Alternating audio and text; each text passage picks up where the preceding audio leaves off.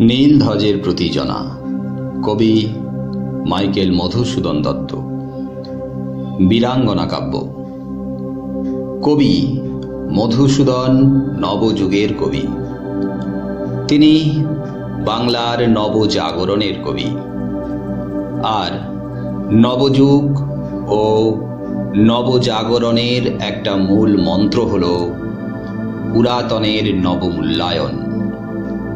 পুরাতনকে নবরূপে, নতুনভাবে, আধুনিকতার প্রেক্ষাপটে সমাজ ও যুগোপযোগী করে তোলা।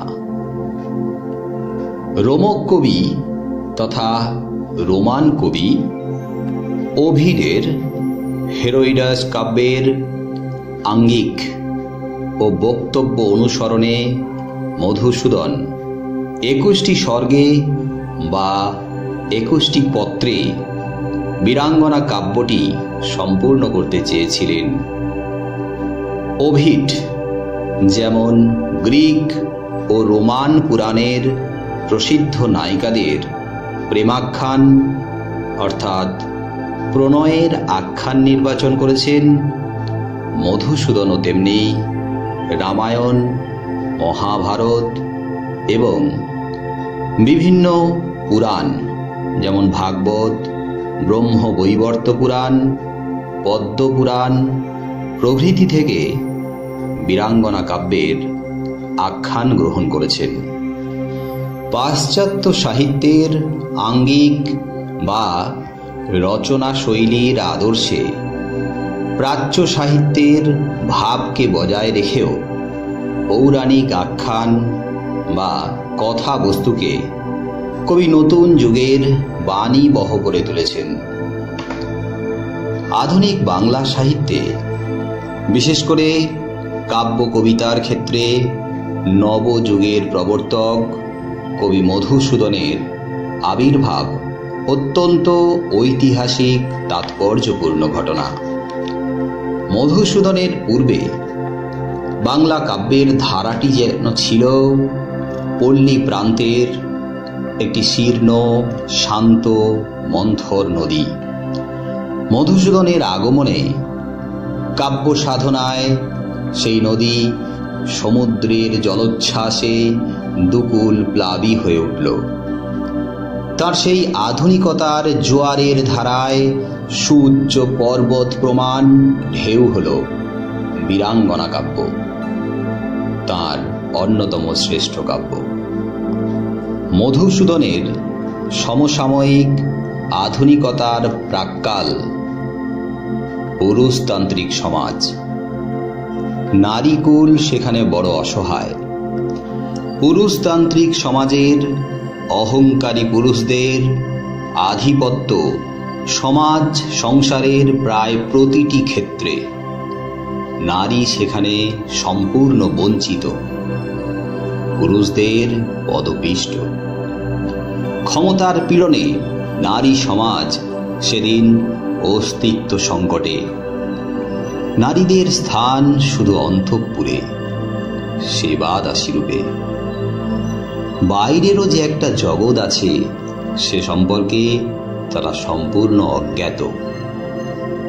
বা এভাবে বলা যায়, পুরুষতান্ত্রিক সমাজ সুকৌশলে নারীকে সেদিন গৃহবন্দী করে রাখতে চায়, গৃহবন্দী করে রাখতে চেয়েছিল। নারী সেদিন দায়িত্ব তুলে নিয়েছে শুধুমাত্র ঘরের চার দেওয়ালের মধ্যে। তবে সেখানেও তাদের স্বাধীনতা নেই, সেখানেও তাদের স্বাধীনতা ছিল না। তারা স্বাধীনভাবে কোনো সিদ্ধান্ত নিতে পারে না। তাদের নিজের মতো করে সিদ্ধান্ত নেওয়ার কোনো অধিকার নেই। তাদের অন্যের গলগ্রহ হয়ে থাকতে হয় সব সময়, অন্যের উপর নির্ভর করে থাকতে হয় সব সময়। অন্যের অনুগ্রহে তারা চালিত হয়। বরং পান থেকে চুন খসলেই, অর্থাৎ একটু এদিক ওদিক হলেই তাদের জীবন অতিষ্ঠ হয়ে উঠত। সংসারের নানা বিধিবিধান সমাজের অজস্র অনুশাসনের বন্ধনে নারী সেদিন বন্দী। নারীরাও যে পুরুষের সমকক্ষ, কিংবা সুযোগ পেলে পুরুষদেরকেও ছাড়িয়ে যেতে পারে, ছাপিয়ে যেতে পারে, তাদের পৌঁছতে পারে উন্নতির চরম শিখরে, সে কথা তৎকালীন সমাজ কোনোদিন উপলব্ধি করেনি। পুরুষতান্ত্রিক সমাজ নারীর ক্ষমতাকে অবহেলা করে এসেছে, অবমাননা করে এসেছে তাদের মধ্যে থাকা বিপুল প্রতিভাকে।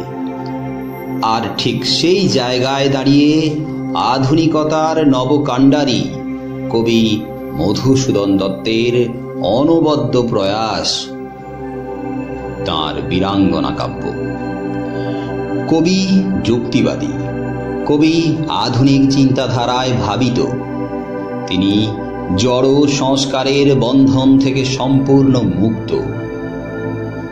কবি ঊনবিংশ শতাব্দীর প্রথমার্ধে দাঁড়িয়ে একটি সমৃদ্ধশালী উৎকর্ষ বাংলা তথা দেশের স্বপ্ন দেখেছিলেন।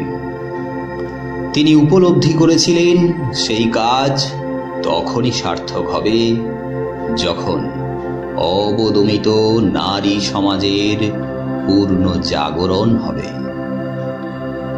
আর সেই কাজে পথ প্রদর্শক হয়ে উঠেছে রামায়ণ, মহাভারত ও পুরাণের ব্যক্তি স্বাতন্ত্র্যে উজ্জ্বল বিভিন্ন নারী চরিত্র।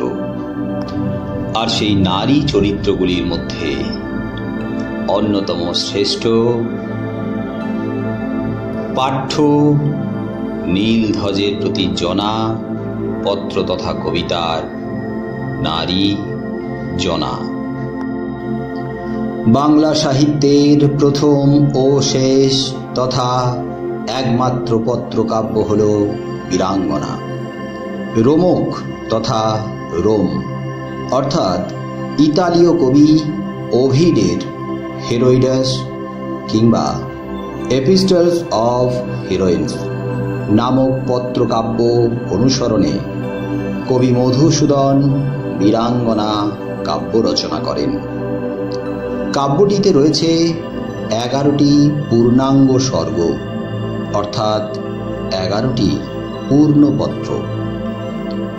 পত্রগুলি হল দুষ্মন্তের প্রতি শকুন্তলা, সোমের প্রতি তারা, দ্বারকানাথের প্রতি রুক্মিণী, দশরথের প্রতি কেকই, লক্ষণের প্রতি শূর্পণখা, অর্জুনের প্রতি দ্রৌপদী, দুর্যোধনের প্রতি ভানুমতি, জয়দ্রথের প্রতি দুঃশলা, শান্তনুর প্রতি জাহ্নবী, পুরুরবার প্রতি উর্বশী, আর 11 তথা শেষতম পত্র হল নীলধ্বজের প্রতি জনা। এই 11টি পত্রে 11 জন পৌরাণিক নারী চরিত্র আছে। এই সকল পৌরাণিক নায়িকার আত্মকথনের মাধ্যমে 11টি পত্র বীরাঙ্গনায় লিপিবদ্ধ হয়েছে। প্রত্যেকে তাদের স্বামী, প্রেমাস্পদ তথা প্রেমিক বা মনের মানুষ অর্থাৎ আপন প্রিয়জনকে উদ্দেশ্য করে পত্রগুলি লিখেছেন। যেমন দুষ্মন্তের প্রতি শকুন্তলা। এই পত্রে শকুন্তলা লিখেছেন হস্তিনাপুরের রাজা দুষ্মন্তকে উদ্দেশ্য করে। রাজা দুষ্মন্ত মৃগয়ায় গিয়ে তপবনে অপরূপা সুন্দরী শকুন্তলাকে দেখে বিমুগ্ধ হন। তিনি তাকে গান্ধর্ব মতে বিবাহ করেন এবং তাকে রেখে রাজধানীতে ফিরে যান। অনেক দিন অতিক্রান্ত হওয়া সত্ত্বেও শকুন্তলাকে ফিরিয়ে নিয়ে যেতে আসেননি রাজা। দুষ্মন্তের সন্তান তার গর্ভে। নিজে দোষী বা অপরাধী না হয়েও লোকলজ্জার ভয়ে সে চিন্তিত। সমাজের নিন্দা ও সমালোচনার সম্মুখীন হতে হয় তাকে। অন্যদিকে শকুন্তলার মনে বিরহ বেদনা হয়ে উঠেছে অত্যন্ত ভারী। একজন প্রেমিকা ও স্ত্রী হয়ে বিরহ শোকাতুরা নারী হৃদয়ের আবেগ অনুভূতি ভাষারূপ পেয়েছে শকুন্তলার পত্রে। পরের পত্র সোমের প্রতি তারা। এই পত্রে সোম তথা সোমদেব বা চন্দ্র দেবতাকে উদ্দেশ্য করে তারা পত্র লিখেছেন। তারা হলেন দেবগুরু বৃহস্পতির পত্নী। বৃহস্পতির আশ্রমে দেব বালকেরা শিক্ষা লাভের জন্য এসেছেন। তাদের মধ্যে অপরূপ চন্দ্রদেব। তার রূপে মোহিত হয়ে তারা সোমকে উদ্দেশ্য করে পত্র লিখেছেন। সেই পত্রে স্বামীর উদাসীনতার শিকার এক নারী মনের অব্যক্ত কামনা বাসনার কথা ভাষারূপ পেয়েছে। দ্বারকানাথের প্রতি রুক্মিণী। এই পত্রে দ্বারকানাথ কৃষ্ণকে উদ্দেশ্য করে রুক্মিণী তার অন্তরের কথা ব্যক্ত করেছেন।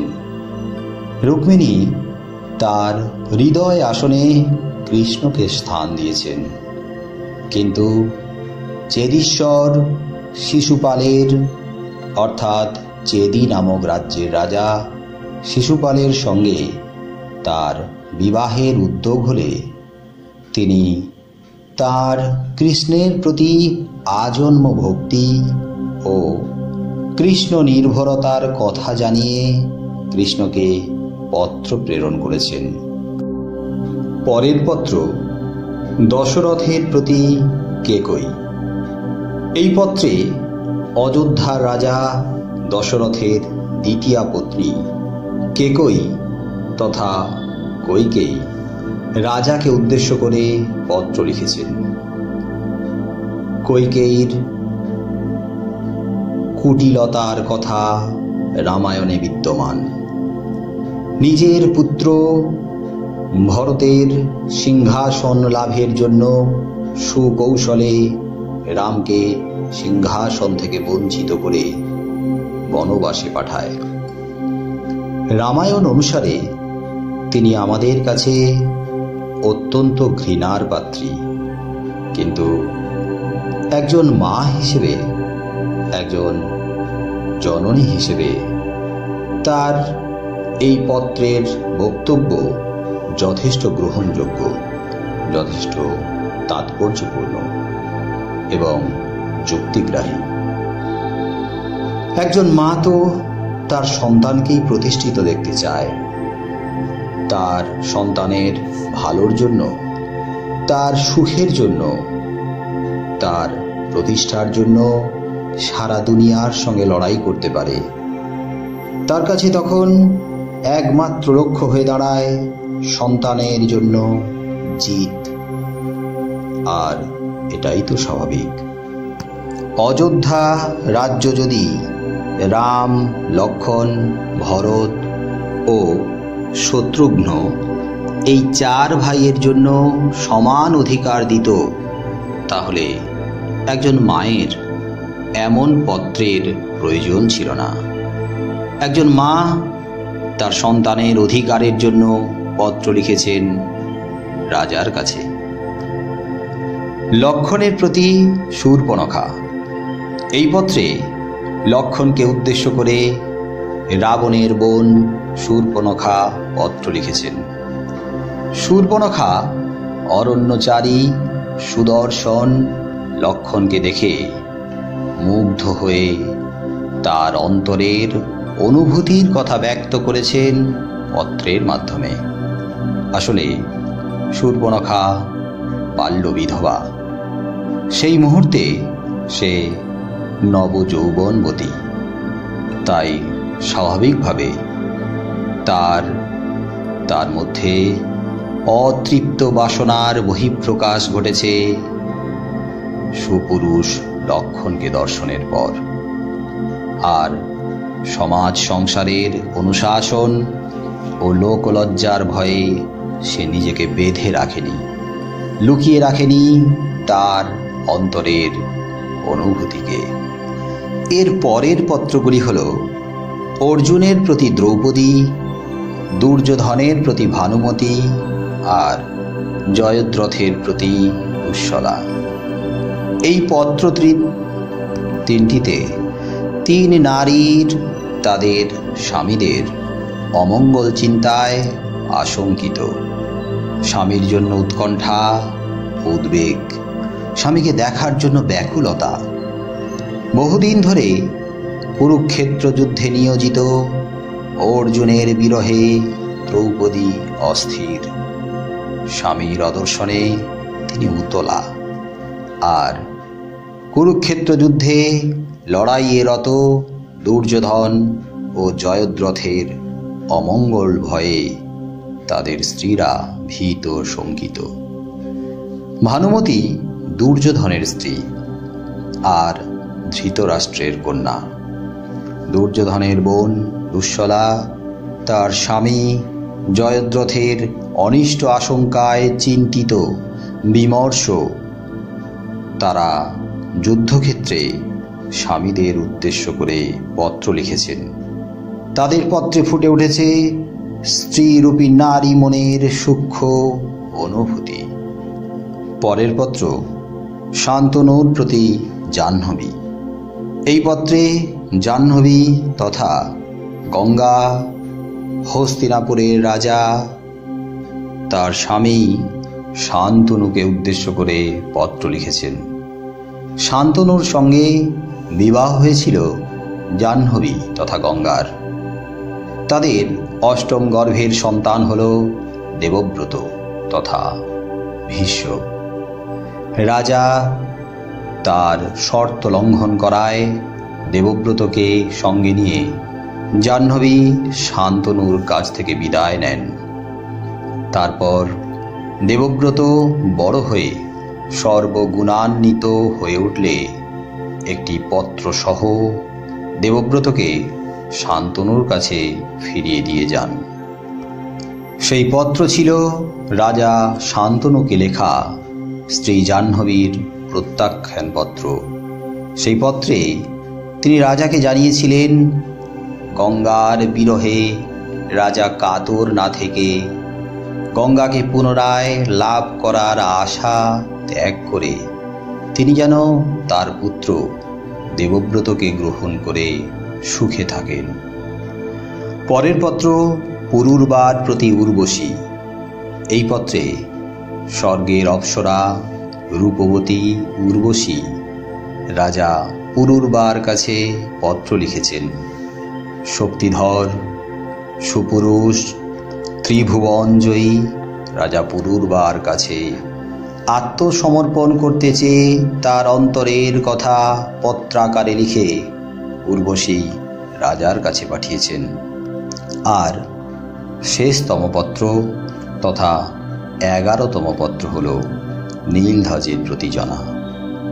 এই পত্রে আছে এক ক্ষত্রিয় নারী হৃদয়ের তীব্র ক্ষোভ, আক্রোশ ও অভিমান।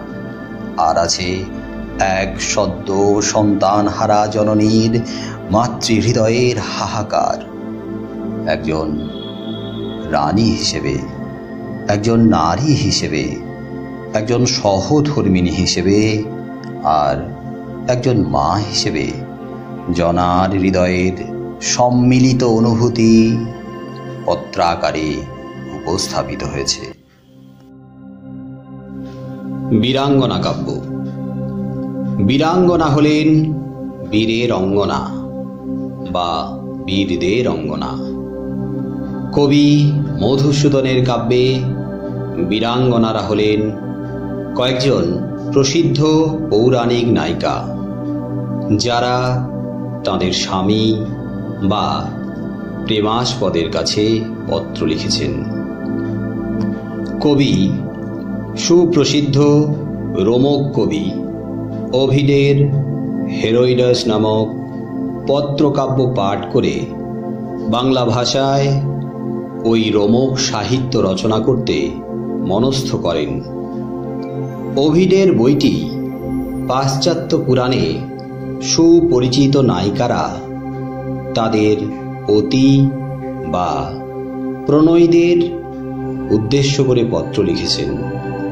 আবার মধুসূদন প্রাচীন সংস্কৃত কাব্য সাহিত্য থেকেও এই পত্রকাব্য রচনার প্রেরণা লাভ করেছেন।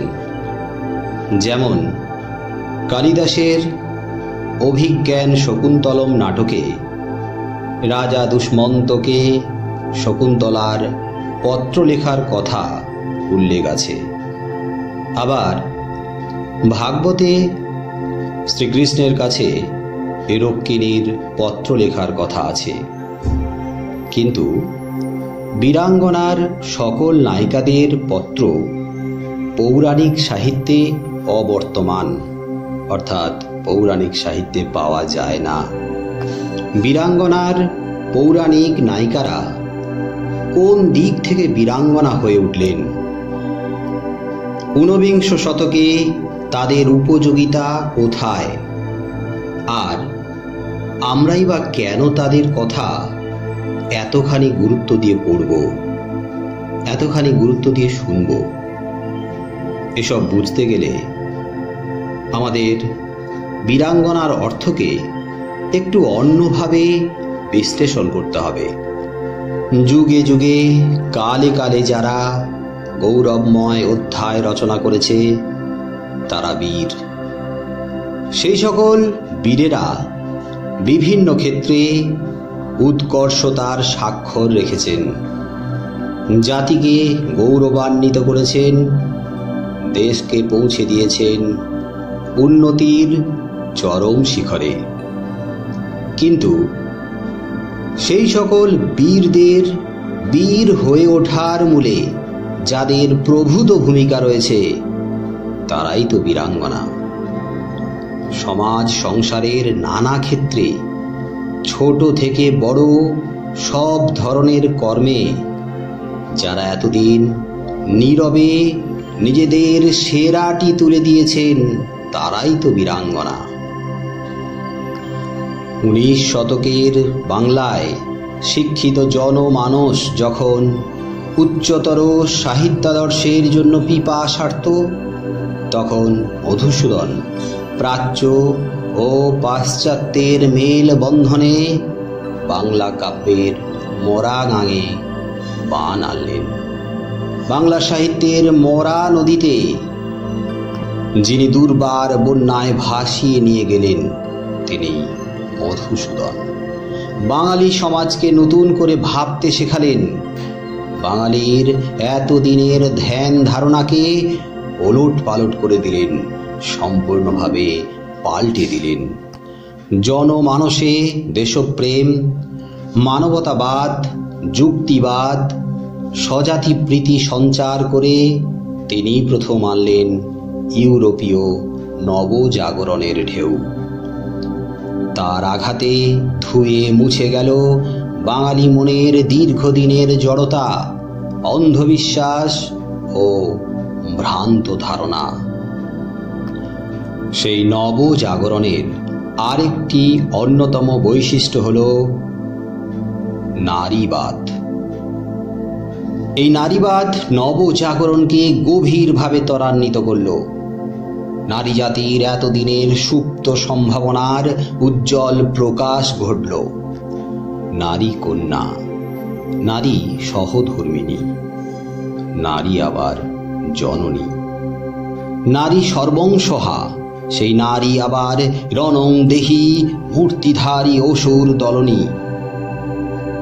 নারী দীর্ঘকাল ধরে বঞ্চিত হয়েছে, অবহেলিত হয়েছে ঘরে বাইরে সর্বত্র। দিনের পর দিন শোষিত হয়েছে, হারিয়ে ফেলেছে তাদের ভাষা। সেও যে মানুষ, তারও যে একটা মন আছে, সেই মনে আবেগ অনুভূতির অন্তঃসলীলা ফল্গু ধারা প্রবাহিত হয়, তা যেন তৎকালীন সমাজ ভুলতে বসেছিল। নারীকে সে ঘর সাজাবার শৌখিন বস্তুতে পরিণত করেছে। সেও যে ভাবতে পারে, সেও যে হাসে আবার কাঁদে, সেও যে ভালোবাসতে পারে, আবার প্রয়োজনে শত্রুকে নাশ করতে পারে, সমাজ তা ভাবতে পারেনি, সমাজ তার গুরুত্ব দেয়নি।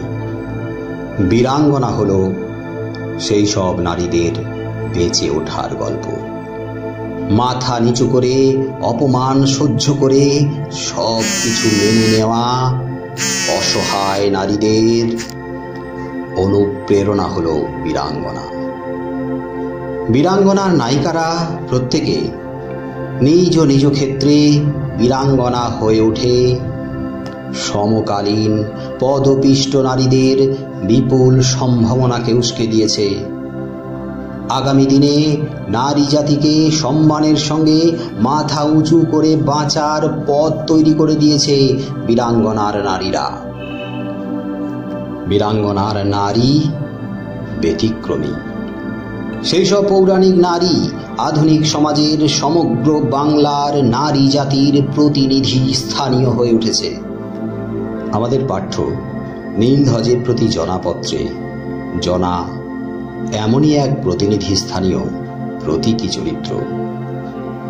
পাঠ্য বিষয়টি সবিস্তারে আলোচনা করার পর তোমরাই এই প্রতীকী চরিত্রের সাথে সমাজের নারী চরিত্রের এক গভীর সম্পর্ক খুঁজে পাবে।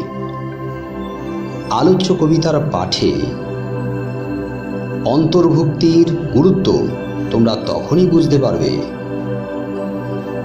যদি মনে করো এই কবিতাটি তোমাদের কাছে কোন দিক থেকে শিক্ষণীয়।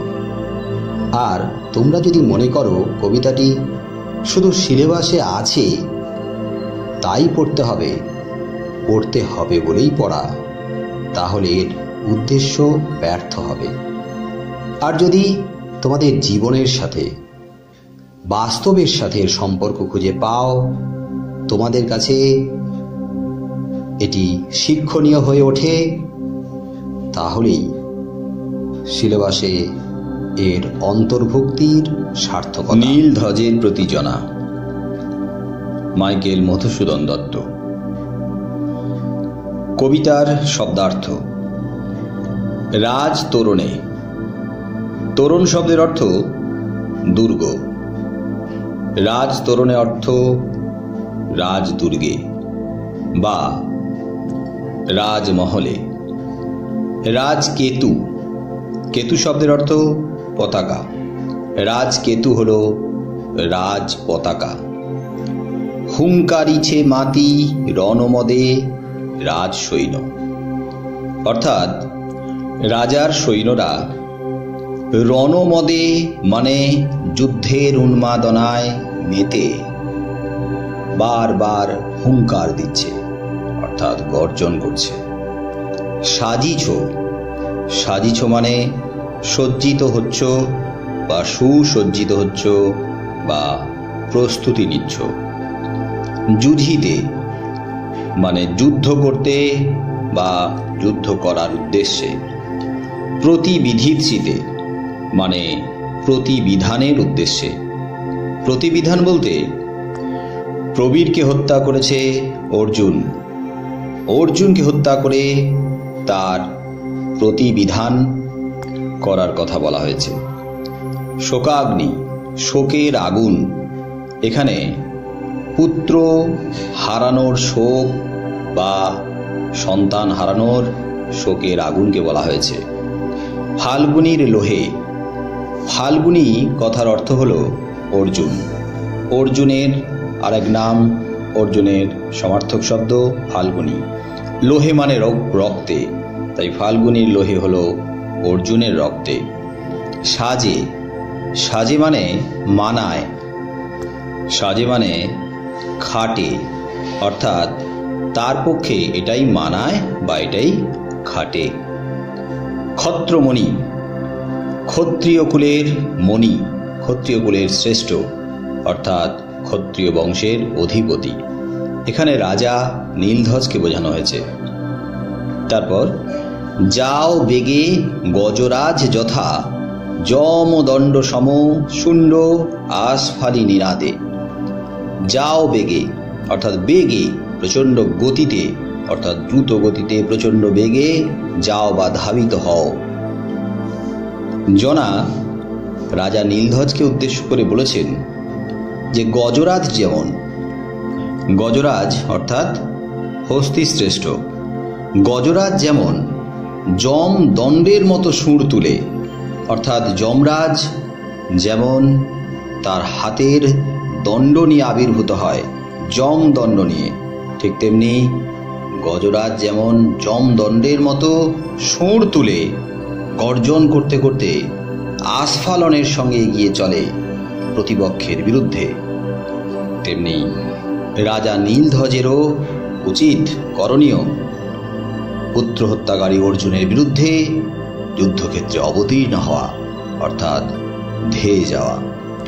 টুটো, টুটো মানে ভেঙে ফেলো, এখানে খর্ব করো। কিরিটির গর্ব, কিরিটি, কিরিট শব্দের অর্থ মুকুট, আর কিরিট পরিহিত অর্জুন, তাই অর্জুনকে কিরিটি বলা হয়। অর্জুনের আরেক নাম কিরিটি। সেই অর্জুনের তথা কিরিটির গর্ব চূর্ণ করার কথা বলা হয়েছে বা খর্ব করার কথা বলা হয়েছে। কিভাবে? না তাকে হত্যা করে। নাশ মানে নাশ করো বা বিনাশ করো বা হত্যা করো, এখানে অর্জুনকে হত্যা করার কথা বলা হয়েছে। মহেশ্বাস, মহেশ্বাস শব্দের অর্থ মহা ধনুর্ধর, অর্থাৎ ধনুর্বিদ্যায় যিনি পারদর্শী। আমরা জানি অর্জুন ধনুর্বিদ্যায় শ্রেষ্ঠ পারদর্শী, কিন্তু এখানে অর্জুনকে নয়, রাজা নীলধ্বজকে জনা মহেশ্বাস বলে সম্বোধন করেছেন, কারণ তিনিও ধনুর্বিদ্যায় পারদর্শী বা মহাধনুর্ধর। ক্ষত্রকুল রত্ন, ক্ষত্রিয় কুলের, ক্ষত্রিয় বংশের রত্ন বা সম্পদ, এখানে প্রবীরকে বলা হয়েছে, কারণ প্রবীর এই ক্ষত্রিয় কুলের একমাত্র রত্ন অর্থাৎ যুবরাজ। সুমতি, সু মানে ভালো, মতি মানে মন, অর্থাৎ ভালো মনের অধিকারী, এখানে প্রবীরকে সম্বোধন করা হয়েছে সুমতি বলে। পাল ও মহিপাল, মহি শব্দের অর্থ পৃথিবী, যে মহি বা পৃথিবীকে পালন করে তাকে মহিপাল বলা হয়। রাজার সমার্থক শব্দ হলো মহিপাল, কারণ রাজা হলো রাজ্যের প্রজাপালক, আর পালও মানে পালন করার কথা বলা হয়েছে। এখানে মহিপাল হলেন রাজা নীলধ্বজ, তাকে তার কর্তব্য, তার দায়িত্ব পালন করার কথা বলা হয়েছে। ক্ষত্র ধর্ম অর্থাৎ ক্ষত্রিয়দের যে ধর্ম আর ক্ষত্র কর্ম, ক্ষত্রিয়দের যে কর্তব্য পালন করতে অনুরোধ করেছেন রানী জনা। সাধু ভুজ বলে, ভুজ মানে বাহু, ভুজ বলে মানে বাহু বলে, সাধু মানে সাধন করো অর্থাৎ সম্পন্ন করো, মানে রাজা নীলধ্বজ যেন বাহু বলে তার ক্ষত্রিয় কর্তব্য, ক্ষত্রিয় দায়িত্ব সম্পন্ন করেন। উথলিছে বিনার ধ্বনি, বিনার ধ্বনি, বিনার সুর মূর্ছনা উথলিছে অর্থাৎ উথলে উঠছে। সভা জুড়ে বিনার সুর ঝঙ্কার, সুর ও মূর্ছনায় ভরে উঠেছে। পুত্র হা রিপু, পুত্র হা, হা মানে হত্যাকারী, পুত্রকে হত্যাকারী, পুত্রকে হত্যা করেছেন যিনি, সেই রিপুর কথা বলা হয়েছে। রিপু অর্থ শত্রু, এখানে পুত্র হত্যাকারী শত্রুকে অর্জুন। মিত্রতম এবে, মিত্রদের মধ্যে উত্তম, মিত্র মানে বন্ধু, আর বন্ধুদের মধ্যে যে উত্তম বা শ্রেষ্ঠ তাকে বলা হয় বন্ধুশ্রেষ্ঠ বা মিত্রতম। এবে মানে এখন, এখন অর্থাৎ তখন বা সেই মুহূর্তে অর্জুন রাজা নীলধ্বজের কাছে হয়ে উঠেছিল বন্ধুশ্রেষ্ঠ। হতজ্ঞান, হত অর্থাৎ হারা, জ্ঞান, যার জ্ঞান হারিয়েছে তাকে হতজ্ঞান বলা হয়। যার বুদ্ধি ভ্রষ্ট হয়েছে, যার চেতনা নাশ হয়েছে তাকে হতজ্ঞান বলা হয়। এখানে নীলধ্বজের যেন জ্ঞান বা বুদ্ধি ভ্রষ্ট হয়েছে, চেতনা নাশ হয়েছে, না হলে তিনি পুত্র হত্যাকারীর সঙ্গে কি করে সন্ধি করেন, কি করে আপোষ করেন। পুত্রের বিহনে অর্থাৎ পুত্রকে ব্যতীত, বিহনে মানে ব্যতীত বা ছাড়া, এখানে পুত্রকে হারিয়ে। রথী, রথী শব্দের অর্থ যারা পূর্বে অর্থাৎ পুরাকালে বা পৌরাণিক কালে রথ নিয়ে যুদ্ধ করত, রথে চড়ে যুদ্ধ করত, তারা রথী। কিন্তু এখানে রথী শব্দের অন্তর্নিহিত অর্থ হলো যোদ্ধা, যোদ্ধাকে রথী বলা হয়। আর এখানে রাজা নীলধ্বজকে রথী বা যোদ্ধা বলে সম্বোধন করেছেন রানী জনা। দারুণ বিধি, দারুণ মানে দারুণ নয়, দারুণ মানে নিদারুণ, দারুণ মানে নিষ্ঠুর। এই নিষ্ঠুর হয়ে উঠেছেন বিধি মানে বিধাতা বা নিয়তি। কি করে না, পুত্রকে অকালে কেড়ে নিয়ে আর রাজার বুদ্ধি জ্ঞান ভ্রষ্ট করে তিনি যেন আজ নিষ্ঠুর, নিদারুণ বা অমানবিক হয়ে উঠেছেন। হরি পুত্র ধনে, হরি মানে হরণ করে মানে কেড়ে নিয়ে, আর পুত্র ধনে মানে পুত্ররূপ সম্পদকে, অর্থাৎ জনার একমাত্র পুত্র প্রবীরকে হরণ করে বা কেড়ে নিয়ে বিধি যেন নিষ্ঠুর হয়ে উঠেছে। পাষণ্ড মানে পাপী, এখানে পাপী বা নিষ্ঠুর বা অমানবিক। এখানে অর্জুন, অর্জুনের আচরণ পাষণ্ডের মতো, তাই তাকে পাষণ্ড বলে সম্বোধন করা হয়েছে।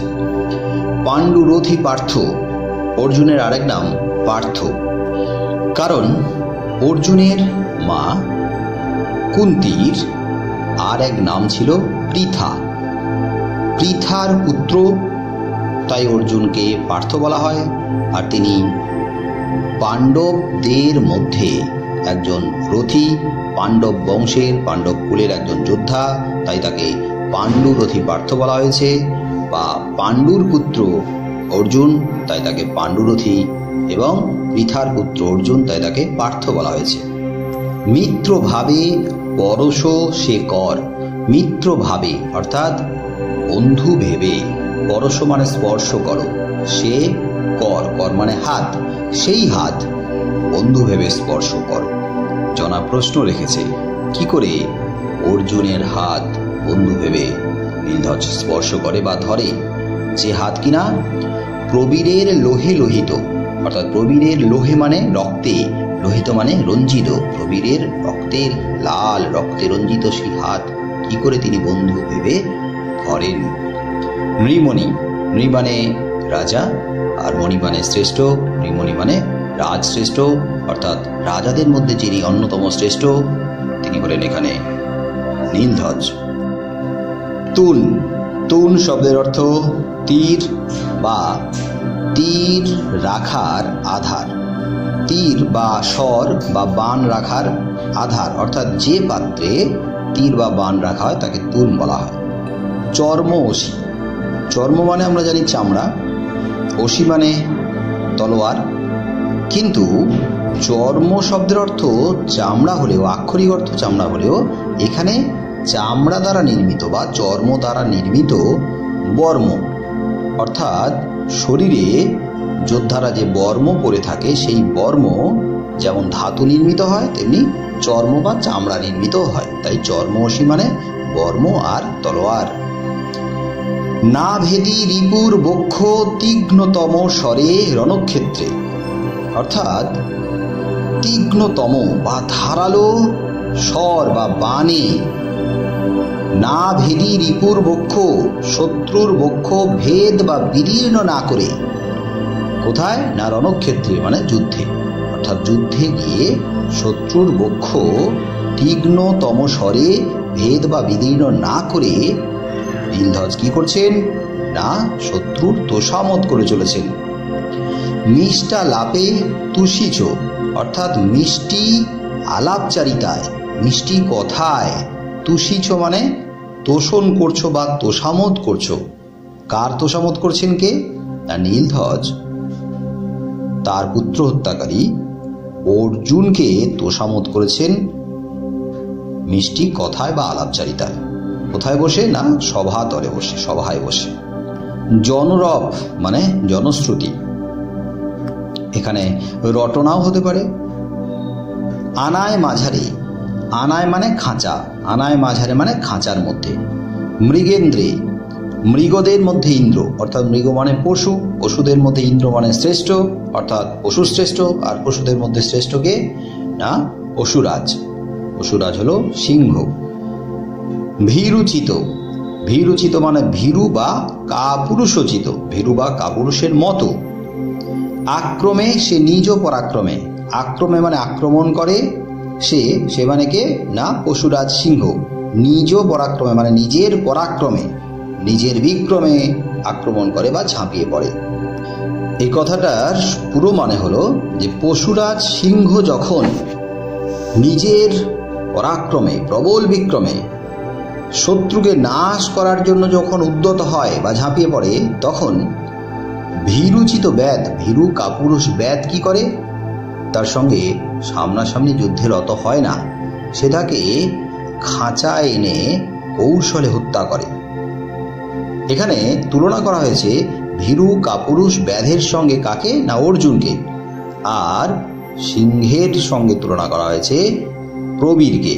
প্রবীরকে কৌশলে হত্যা করেছে, ছলনার আশ্রয় নিয়ে হত্যা করেছে অর্জুন, তাই তাকে এমনভাবে তুলনা করা হয়েছে। নরনারায়ণ জ্ঞানে, নররূপী নারায়ণ জ্ঞানে বা নররূপী নারায়ণ ভেবে, অর্থাৎ অর্জুনকে নররূপী নারায়ণ ভেবে রাজা নীলধ্বজ তার পুজো করে চলেছে। ভ্রান্তি মানে ভুল। ভোজবালা কুন্তি, কুন্তি ভোজ রাজ্যের রাজা, কুন্তি ভোজের কন্যা, তাই তাকে ভোজরাজ। কুন্তি ভোজের নাম অনুসারে ভোজবালা কুন্তি বলা হয়। শৈরিণী, শৈরিণী মানে ব্যভিচারিণী, অর্থাৎ অসতী বা কুলটা বা কলঙ্কিনী। এখানে চরিত্রের স্খালনকে তুলে ধরা হয়েছে, কুন্তির চরিত্র হনন করা হয়েছে বা খণ্ডন করা হয়েছে। তনয় মানে পুত্র, এখানে পুত্র বলতে কুন্তির পুত্র অর্জুনকে বলা হয়েছে। জারজ, জারজ মানে ব্যভিচারিণীর সন্তান বা অবৈধ সন্তান বা সমাজ বহির্ভূত সম্পর্কের ফলে যে সন্তানের জন্ম তাকে জারজ সন্তান বলা হয়েছে। এখানে মহাভারত অনুসারে বা জনার যুক্তি অনুসারে অর্জুন কুন্তির জারজ সন্তান। কি গুণে তুমি পুজো, অর্থাৎ তার এমন কি গুণ আছে যে কারণে তুমি তাকে পুজো করো, মানে অর্জুনের এমন কি গুণ আছে, সে কোন গুণে পুজোর যোগ্য যে নীলধ্বজ তাকে পুজো করে বা এতখানি সম্মান দেয়। লীলা খেলা, লীলা খেলা মানে নিয়তির লিখন, নিয়তির খেলা বা নিয়ন্ত্রণ। এখানে কার লীলা খেলা? না নিয়তি বা ভাগ্যের বিড়ম্বনা বা লীলা খেলার কথা বলা হয়েছে। অর্থাৎ ভাগ্য রাজ্যের যুবরাজ প্রবীরকে কেড়ে নিয়েছে, আবার নীলধ্বজের বুদ্ধি ভ্রষ্ট করেছে, জ্ঞান বা চেতনাও কেড়ে নিয়েছে। না হলে তিনি অর্জুনের মতো একজন শত্রুকে কেন তার বন্ধুরূপে স্থান দেবেন। নাশিলি মানে নাশ করলি বা নষ্ট করলি, এখানে রাজা নীলধ্বজের জ্ঞান বা চেতনা বা বুদ্ধি নাশ করল। কুলোটা যে নারী, কুলোটা মানে অসতী বা ব্যভিচারিণী যে নারী, এখানে কুন্তির কথা বলা হয়েছে। ঋষিকেশ, ঋষিকেশ মানে বিষ্ণু। দ্বৈপায়ন ঋষি, দ্বৈপায়ন ঋষি হলেন কৃষ্ণ দ্বৈপায়ন ব্যাসদেব, যিনি মহাভারতের রচয়িতা। ইনি পরাশর মুনির পুত্র। পরাশর মুনি আর সত্যবতীর পুত্র হলেন দ্বৈপায়ন ঋষি ব্যাসদেব। পাণ্ডব কীর্তন গান, পাণ্ডবদের কীর্তন গান মানে পাণ্ডবদের প্রশংসায় সব সময় পঞ্চমুখ, পাণ্ডবদের প্রশংসায় নিয়োজিত, সবসময় তাদের প্রশংসা করে কে? না ব্যাসদেব। গায়েন সতত, গায়েন মানে গান করেন, সতত মানে সর্বদা, অর্থাৎ তাদের প্রশংসা সব সময় তিনি করে থাকেন। সত্যবতী সুত, সুত মানে পুত্র, আর সত্যবতীর সুত হলেন ব্যাসদেব। ধীবর জননী, ধীবর জননী মানে ব্যাসদেবের মা জননী, যিনি ধীবরের কন্যা, অর্থাৎ সত্যবতী ব্যাসদেবের মা, যিনি ধীবরের কন্যা, ধীবরের বা জেলের মেয়ে ছিলেন সত্যবতী, তাই তাকে ধীবর জননী বলা হয়েছে। কামকেলি, কামকেলি মানে রতিক্রিয়া। ধর্মমতী, অর্থাৎ ধর্মে যার মন আছে তাকে ধর্মমতী বলা হয়, অর্থাৎ ধার্মিক বা ধর্মপথগামী। এখানে ব্যাসদেবকে ধার্মিক বা ধর্মপথগামী বলা হয়েছে। গ্রাহ্য করো, গ্রাহ্য করো মানে গ্রহণ করো বা ধরো, বা এখানে স্বীকার করো বা মেনে চলো। কুলাচার্য, কুল বা বংশের আচার্য, কুল বা বংশের আচার্য এখানে কে না ব্যাসদেব। ব্যাসদেব পাণ্ডবদের কুলগুরু বা কুলাচার্য বলা হয়। কুকুলের, কু মানে খারাপ, এখানে হীন বা নিজ, কুল মানে বংশ, এখানে হীন বা নিজ বংশের, এখানে পাণ্ডব বংশকে হীন বা নিজ বংশ বলা হয়েছে। ভবে, ভবে মানে পৃথিবীতে বা ধরায় বা মর্তধামে। পার্থরূপে পীতাম্বর, পীতাম্বর শব্দের অর্থ হলো কৃষ্ণ। পীতম্বর যার, অর্থাৎ পীত মানে হলদে, যার পরিধানে হলদে রঙের পোশাক, কৃষ্ণকে বলা হয়। আর পার্থরূপে পীতাম্বর মানে পার্থের রূপ ধরে কৃষ্ণ, অর্থাৎ অর্জুনের রূপ ধরে কৃষ্ণের উপস্থিতির কথা বলা হয়েছে। পদ্মালয়া ইন্দিরা, পদ্মালয়া মানে পদ্মে আলয় যার, পদ্ম আলয় যার, অর্থাৎ যার পদ্মে অধিষ্ঠান, যিনি পদ্মে উপবেশন করেন। আর ইন্দিরা মানে দেবী লক্ষ্মী, যেহেতু দেবী লক্ষ্মীর আসন পদ্ম, তাই তাকে পদ্মালয়া ইন্দিরা বলা হয়েছে। এখানে পদ্মালয়া ইন্দিরার সঙ্গে পাঞ্চালীকে তুলনা করা হয়েছে। পাঞ্চালী মানে দ্রৌপদী, যিনি পাঞ্চাল রাজের রাজা দ্রুপদ। পাঞ্চাল রাজের নাম হলো দ্রুপদ, অর্থাৎ পাঞ্চাল নামক রাজ্যের রাজা দ্রুপদের কন্যা, তাই তাকে দ্রৌপদী বা পাঞ্চালী বলা হয়। লোকমাতা রমা, লোকমাতা রমা মানে দেবী লক্ষ্মী। দেবী লক্ষ্মীকে লোকেরা মাতৃজ্ঞানে পুজো করে, তাই লোকমাতা রমা বলা হয় দেবী লক্ষ্মীকে। কিন্তু এখানে তুলনা করা হয়েছে যে প্রজাকুলের কাছে দেবী লক্ষ্মী, ভক্তকুলের কাছে দেবী লক্ষ্মী যেমন পূজিতা, সেরকম দ্রৌপদী কি আদৌ দেবী লক্ষ্মীর জায়গা নিতে পারে, জায়গা পাওয়ার যোগ্য? জনার চোখে তা কখনোই যুক্তিসঙ্গত নয়। রথী কুলপতি, রথী মানে যোদ্ধা, কুল মানে বংশ, তাই রথী কুলপতি মানে যোদ্ধা কুলের বা যোদ্ধা বংশের শ্রেষ্ঠ যোদ্ধা। এখানে কাকে বলা হয়েছে? অর্জুনকে বলা হয়েছে, অর্জুনকে বলা হয়ে থাকে। কিন্তু জনা যুক্তি দিয়ে সেই কথাটিকে খণ্ডন করেছেন। সূক্ষ্ম বিবেচক, যিনি সূক্ষ্ম বা চুলচেরা বিশ্লেষণ করেন, যিনি সূক্ষ্মভাবে তীক্ষ্ণভাবে বিচার করতে পারেন, বিবেচনা শক্তি যার প্রবল, তাকে সূক্ষ্ম বিবেচক বলা হয়েছে। এখানে নীলধ্বজকে সূক্ষ্ম বিবেচক বলেছেন জনা। পৌরব সরসে নলিনী, নলিনী মানে পদ্ম, পৌরব মানে পৌরব কুল, অর্থাৎ এই কৌরব বংশে পূর্বে পুরু নামে একজন রাজার জন্ম হয়েছিল। পুরুর নাম অনুসারে বংশের নাম ছিল পৌরব বংশ। আর সরসে মানে সরোবরে, তাই কথাটার অর্থ দাঁড়ালো নলিনী অর্থাৎ পদ্ম যেমন সরসে মানে সরোবরে বিকশিত থাকে, তেমনি দ্রৌপদীও ওই পৌরব কুলে বিরাজমান। কিভাবে? পরে ব্যাখ্যা করব। লক্ষ রাজে ছলিল, অর্থাৎ লক্ষ লক্ষ রাজার সঙ্গে ছলনা করল। কে না অর্জুন। অর্জুন দ্রৌপদীর স্বয়ম্বর সভায় উপস্থিত হয়ে, ব্রাহ্মণের বেশে উপস্থিত হয়ে লক্ষ লক্ষ রাজার সঙ্গে ছলনা করেছিল, প্রতারণা করেছিল। দুর্মতি, দুহ দু মানে খারাপ, হীন বা নিজ, মতি মানে মন, নিজ বা হীন মনের অধিকারী, এখানে অর্জুনকে বোঝানো হয়েছে।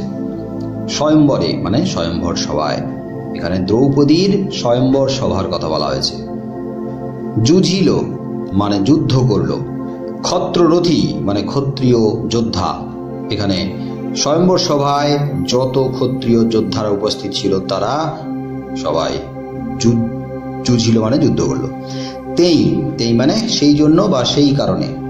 খাণ্ডব একটা বন বা জঙ্গলের নাম। খাণ্ডব বন সম্পর্কে একটা গল্প আছে, পরে বলব। শিখণ্ডী অর্থাৎ অম্বার পরজন্মে নপুংসক রূপ। অম্বা কাশীরাজের 3 কন্যা ছিল, অম্বা, অম্বিকা আর অম্বালিকা।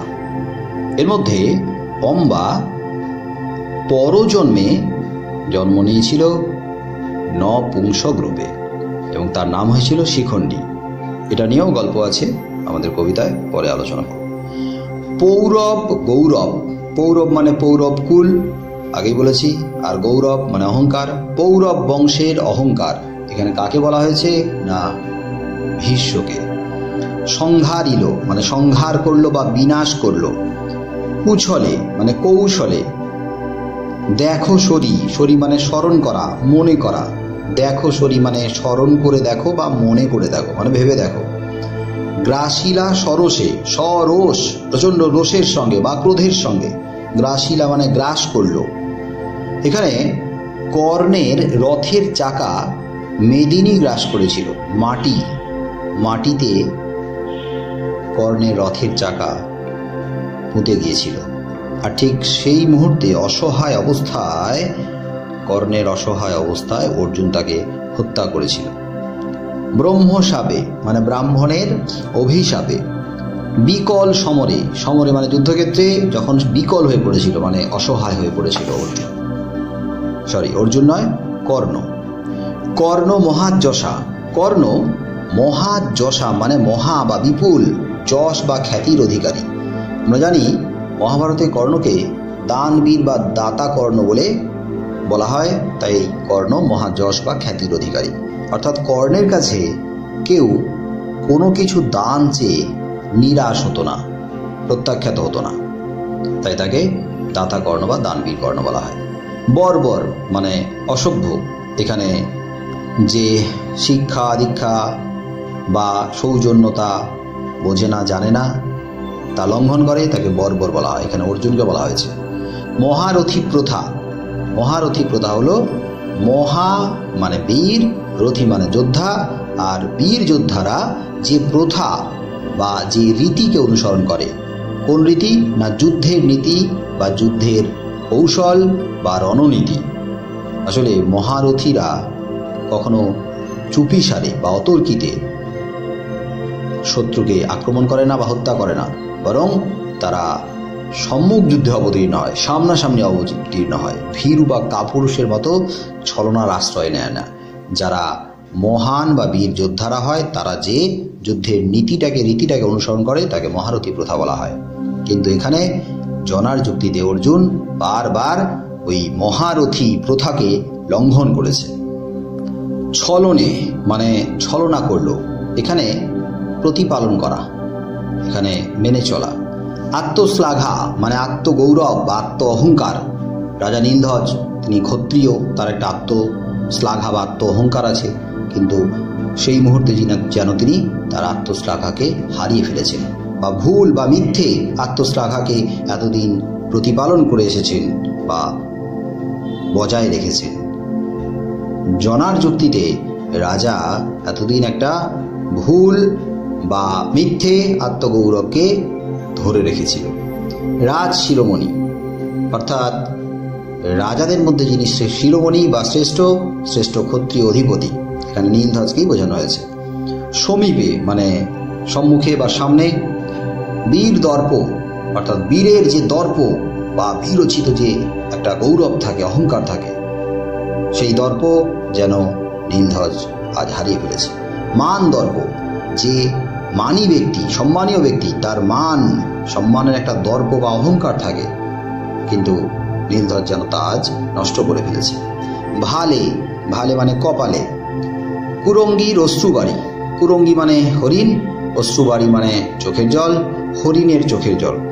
এখানে নীলধ্বজের প্রশংসা বাক্য অর্জুনের প্রতি নীলধ্বজের যে তোষামোদ প্রিয়তা তাকে কুরঙ্গীর অশ্রুবাড়ির সঙ্গে তুলনা করা হয়েছে।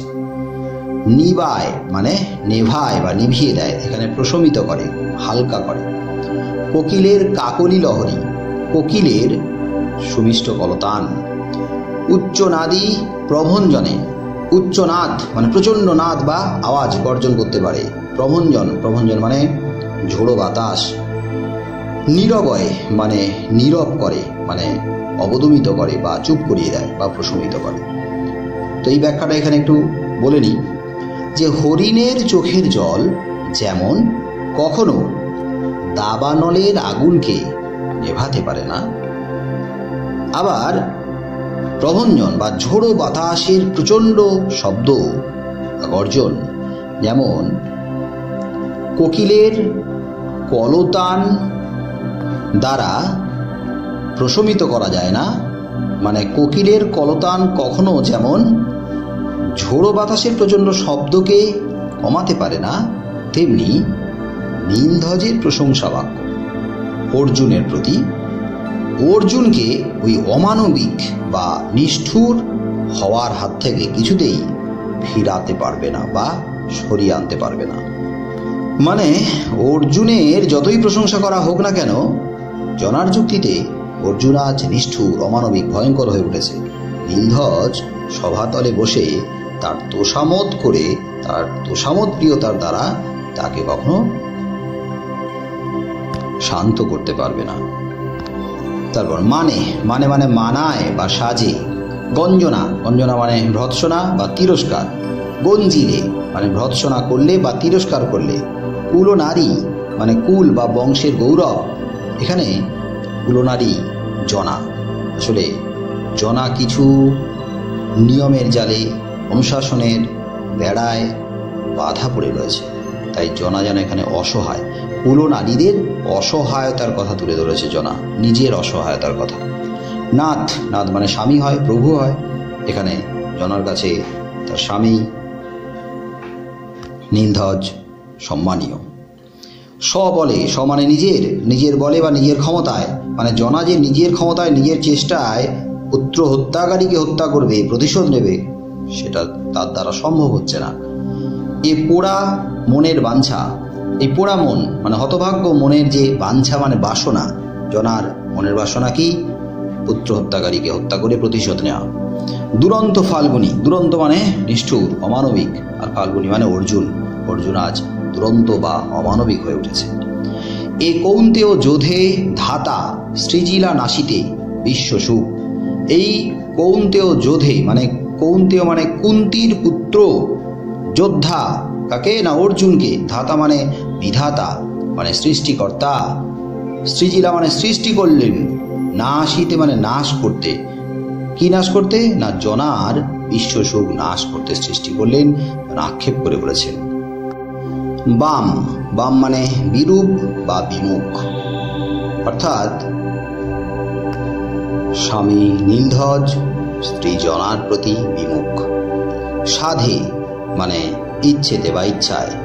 জনা বলেছেন যে তিনি আর কোন সাধে এই পৃথিবীতে বেঁচে থাকবেন। জনাকীর্ণ অর্থাৎ জন বা লোকজনের দ্বারা পরিকীর্ণ, মানে জনবসতিপূর্ণ বা জনসমাগমের কথা বলা হয়েছে। ভবস্থল মানে এই জগৎ সংসার। বিজন মানে নির্জন বা জনশূন্য। এ পোড়া ললাটে, এই পোড়া কপালে অর্থাৎ জনার হতভাগ্য কপালে, জনার দুর্ভাগ্যের কথা বলা হয়েছে। ফলিল তা কালে, ফলিল মানে ফলল, মানে বাস্তবায়িত হলো, ঘটল। আর কালে মানে সময়ে, অর্থাৎ সময়ের সাথে সাথে ফলল বা হলো, অর্থাৎ জনার কপালে যা লেখা ছিল সময়ের সাথে সাথে তাই ঘটল। এ তাপ মানে এই তাপ মানে সন্তাপ, অর্থাৎ পুত্র হারানোর যে শোক, সেই শোকের তাপ বা আগুনের কথা বলা হয়েছে, যন্ত্রণার কথা বলা হয়েছে। আশার লতা তাইরে ছিনিনি, এখানে আমাদের একটা উপমা দেওয়া আছে, সেই উপমাটাকে আমাদের একটু তুলনা করতে হবে, বুঝতে হবে যে আশার লতা তাইরে ছিনিনি, প্রবীর মায়ের আশার লতাকে ছিঁড়ে ফেলল। এখানে বলা হয়েছে যে লতা যেমন কোনো অবলম্বনকে আশ্রয় করে বেড়ে ওঠে, আবার কোনো প্রচণ্ড ঝড় ঝাপটা দুর্যোগে সেই অবলম্বন যখন হারিয়ে যায়, অবলম্বন যখন ভেঙে পড়ে বা উপড়ে পড়ে, লতা কিন্তু মাটিতে লুটিয়ে পড়ে, তার প্রাণ নাশের, প্রাণ হারানোর সম্ভাবনা থাকে। ঠিক তেমনি সন্তানকে কেন্দ্র করে, পুত্রকে কেন্দ্র করে মায়ের স্বপ্ন, আশা, আকাঙ্ক্ষা এগুলি বেড়ে ওঠে। আর সন্তানের মৃত্যুতে, সন্তান হারিয়ে গেলে সেই আশার লতা, আশা আকাঙ্ক্ষা স্বপ্নের যে লতা যেমনভাবে লুটিয়ে পড়ে, নষ্ট হয়ে যায়, ঠিক তেমনি প্রবীরের মৃত্যুতে জনার আশার লতা ছিঁড়ে গেছে। শোধিলি মানে শোধ করলি, জনা বলেছে প্রবীর তার ঋণ শোধ করল, মাতৃঋণ শোধ করল। মাতৃধার মানে মায়ের ঋণ। বরশিস মানে বরশ্বাস অর্থাৎ বৃষ্টিপাত ঘটাস। এখানে জনা তার চোখকে বলেছে যে চোখ কেন জল বা বাড়ি বর্ষণ করছে। বাক্য সুধা রসে অর্থাৎ সুধা মানে অমৃত, এখানে বাক্য হলো অমৃতের মতো, অর্থাৎ মানুষের কষ্টে দুঃখে বাক্যই হতে পারে একমাত্র সান্ত্বনা, আর সেই সান্ত্বনা বাক্য অমৃতের সমান হয়। মানুষের কষ্টে সেই বাক্য মানুষের কষ্টকে হালকা করে, প্রশমিত করে। বিবরে মানে গর্তে। মণিহারা ফণি মানে মণি হারানো সাপ। সাপ মণি হারিয়ে যেমন যন্ত্রণায় কাতরায়, ঠিক তেমনি সন্তান হারিয়ে মাও, জনাও যন্ত্রণায় যেন বিবশ, যন্ত্রণায় কাতর। মহাবল মানে মহাশক্তিধর বা পরাক্রমশালী, নীলধ্বজকে বোঝানো হয়েছে। নবমিত্র মানে নতুন বন্ধু, এখানে নীলধ্বজের নতুন বন্ধু বা নবমিত্রকে না, অর্জুন। মহাযাত্রা মানে অন্তিম যাত্রা বা শেষ যাত্রা, অর্থাৎ মৃত্যুর কথা বলা হয়েছে। ক্ষত্রকুল বালা মানে ক্ষত্রিয় কুলের, ক্ষত্রিয় বংশের, বালা মানে কন্যা, এখানে জনা হলো ক্ষত্রিয় বংশের কন্যা। ক্ষত্রকুল বধূ, জনার বিবাহ হয়েছে ক্ষত্রিয় কুলে, তাই তিনি ক্ষত্রিয় কুলের, ক্ষত্রিয় বংশের বধূ। শব দন্তে শব মানে সইব বা সহ্য করব। জনা বলছে স্বামীর এই বিমুখতার অপমান তিনি কি করে সহ্য করবেন। স্বামী তার প্রতি যে বিমুখ, এটা একজন স্ত্রীর পক্ষে অত্যন্ত অপমানের। এ পোড়া প্রাণ, অর্থাৎ এই পোড়া প্রাণ মানে হতভাগ্য প্রাণ। জনা আজ অসহায়, জনা আজ একা, জনা আজ নিঃসঙ্গ, তাই জনা প্রাণ, জনার জীবন যেন হতভাগ্য, পোড়া প্রাণ বলেছেন তাই। জাহ্নবী মানে গঙ্গা। বিস্মৃতি মানে ভুলে যাওয়া। জনা বলেছে যে সে ভুলে থাকতে পারে কিনা দেখবে, একমাত্র মৃত্যুর মধ্য দিয়ে বোধহয় সমস্ত ব্যথা, বেদনা, কষ্ট, যন্ত্রণা, একাকিত্ব, অসহায়তা সবই ভুলে থাকা যায়। কৃতান্ত নগরে, কৃতান্ত মানে যম, কৃতান্ত নগরে মানে জমালয়ে। লোভী অন্তে, লোভী মানে লাভ করা, অন্তে মানে শেষে, অর্থাৎ জীবনের শেষে তিনি যদি জমালয়ে জায়গা পেয়ে স্থান লাভ করে তার জীবনে সমস্ত কষ্ট, যন্ত্রণার অবসান ঘটাতে পারেন কিনা তিনি দেখবেন, দেখতে চান। যাচি, যাচি মানে চাই, এখানে প্রার্থনা করছেন জনা তার স্বামীর কাছে বিদায় প্রার্থনা করছেন। প্রবেশিবে আসি, এসে প্রবেশ করবে।